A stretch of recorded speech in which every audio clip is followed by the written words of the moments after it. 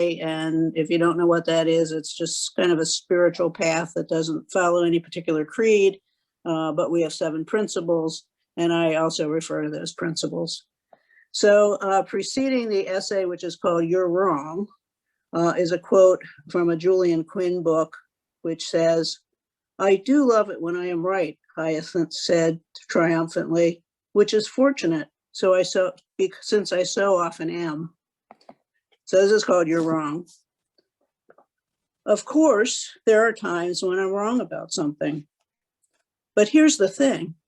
If I think I'm wrong about something, I'll change my mind, so then I'm right. Which means that at any given moment, I kind of think I'm right about almost everything, which of course is wrong.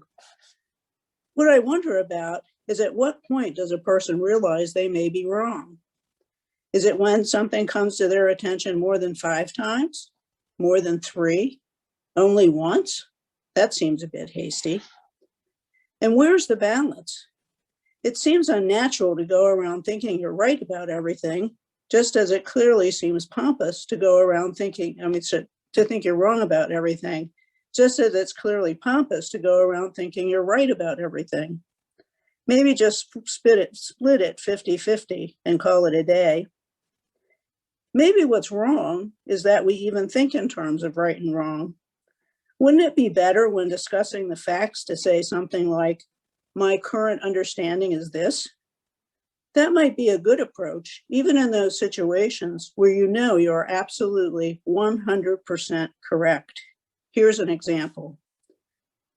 About 15 years back, I was training to run a 10-mile road race during Newburyport, Massachusetts Yankee homecoming days, when both a 5K and a 10-mile race occur the same evening. I had participated in the 5K many times, but I had been preparing myself for about a year to run the longer race. The 10-mile course is very tough, with 2 of the last 3 miles being long, continuous unshaded stretches through marshland. Races with bends and turns and houses are helpful because you can say to yourself, just make it to that house with the picket fence. That's all you need to do. And after that, just make it to that bend in the road 3 blocks down. It's just 3 blocks. You can do it. Long, houseless stretches definitely demand extra mental toughness. About 2 weeks prior to the event, I happened to mention to a coworker that I was running in the race. She exclaimed, "Oh, I live on High Street in Newburyport. The 10K goes right past my apartment." I foolishly decided to correct her and said, "Actually, it's 10 miles, not 10K. She replied, "Oh no, it's 10K. God help me, I couldn't let it go. Partly, of course, because of pride, but also because she's a person who thought she was always right about everything and had the IQ of an amoeba. "I've been training for the race," I said. "It's 10 miles, not a 10K. 10K is 6.2 miles. 10 miles is 10 miles. "Oh no," said the amoeba. "I've watched that race from my apartment and it's 10K. Still, I persisted. "I'm telling you, I've been training for nearly a year and it's 10 miles. At that point, she shot me a hostile glance, took a deep breath, and shook her head as if she felt sorry for me and my ignorance.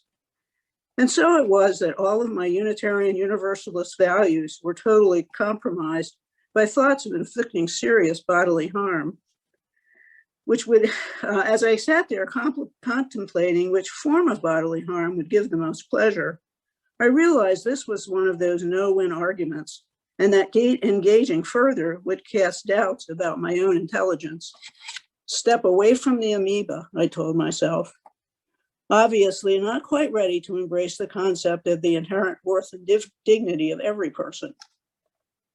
I realize in hindsight that the whole interaction could have been avoided, and I would have felt like a much better you if I had simply said, "It's my understanding the race is 10 miles.